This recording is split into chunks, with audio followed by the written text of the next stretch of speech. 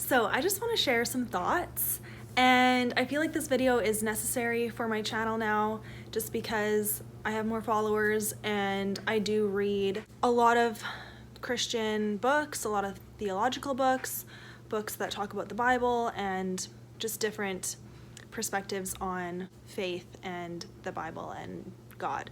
And so I have, as I've talked about books that I have read, things have come up that people have questions about, sometimes concerns as well, and I just want to explain myself and explain basically how I read those more controversial or more specific perspectives on different topics within the faith world.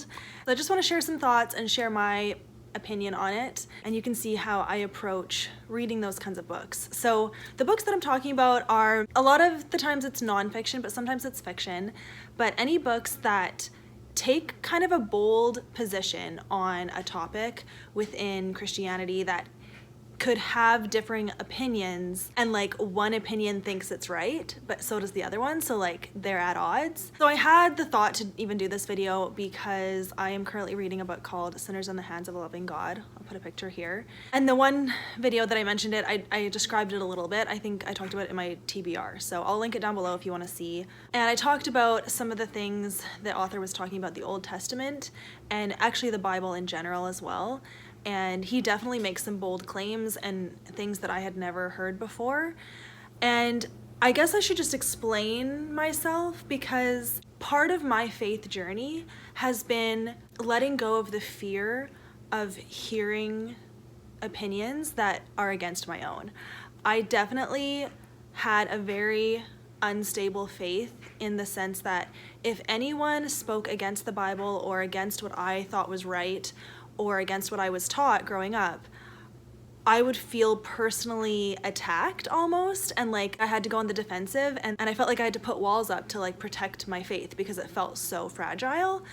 And really my part of my journey of being a Christian and knowing Jesus has been truly, God has showed me that there is no fear with him, and that Jesus is the ultimate truth, and I don't have to fear hearing different things because they don't hold the power Jesus does.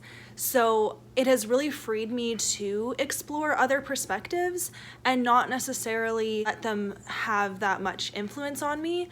And yet, if there is truth that I see in them, I do glean that truth from it. So with books like Sinners in the Hands of a Loving God, I see a lot of truth of what he's saying, and I guess I'm able to not take everything at face value. I'm able to kind of read between the lines and just like pick up on the general themes of what the author is trying to say and apply that truth to my life. Ultimately, like, I just believe that the Holy Spirit is with me when I read, and particularly with Christian books, I believe that he will make the truth stand out and the lie have no weight. Because I've definitely read books where I'm like, I don't agree with this at all.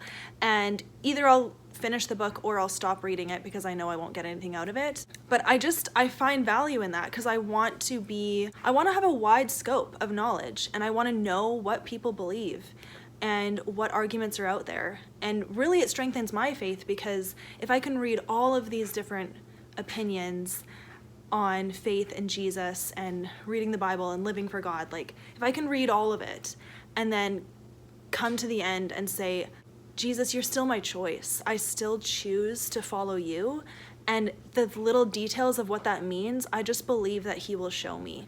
That is my perspective on it. So that's why I feel like I am able to read books that are a little bit more out there in terms of either their metaphor or their opinions or whatever it is, that I just feel I actually see a lot of value in reading those kind of books. And even like other things that aren't necessarily faith specific, like the Enneagram, that's a big one. And personally, I have found a lot of value in knowing my Enneagram number, and I've seen it be used for good in my life.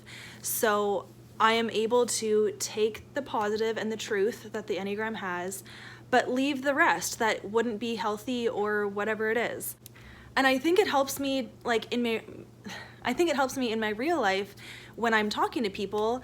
I don't have such like a judgmental or defensive response when they talk about something that I don't agree with, or if their lifestyle is something that I wouldn't live myself. I just think it gives me a better perspective and more compassion. It's helped me grow stronger. So that is how I read everything, basically. I look for Jesus everywhere, and he is in the stories that we read. I believe that everyone has something valuable to say, especially if you claim to be a follower of Jesus. If you write a book in his name, there's got to be some truth in there, you know? Like, yes, we can be deceived, and yes, that like we can have some twisted views that we think are true. Obviously, like, Christians can believe some wacky things, but it's not all a lie, because Jesus is the truth. So if you believe in Jesus, you have something, right? You know? So it's just the details and working things out with God in your heart that it takes time and process. And so that is my stance on that. So yeah, I just wanted to say that because, you know, over the years, certain books that I've talked about have definitely gotten a reaction from some of my followers, and so I just wanted to tell you my position and how I feel about things, and tell you that everything is okay. If I feel uncomfortable with a book, I will stop reading it.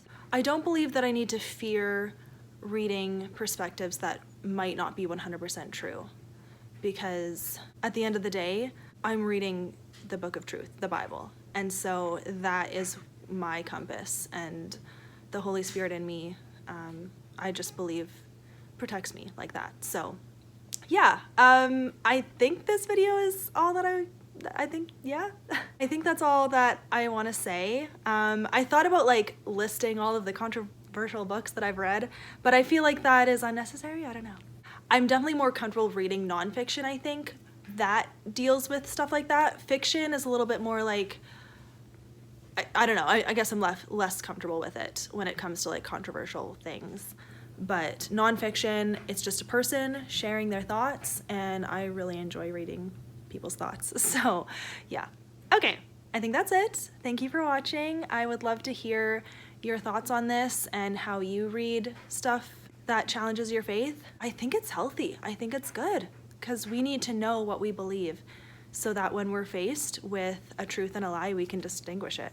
So that is all that I will say. Thank you for watching.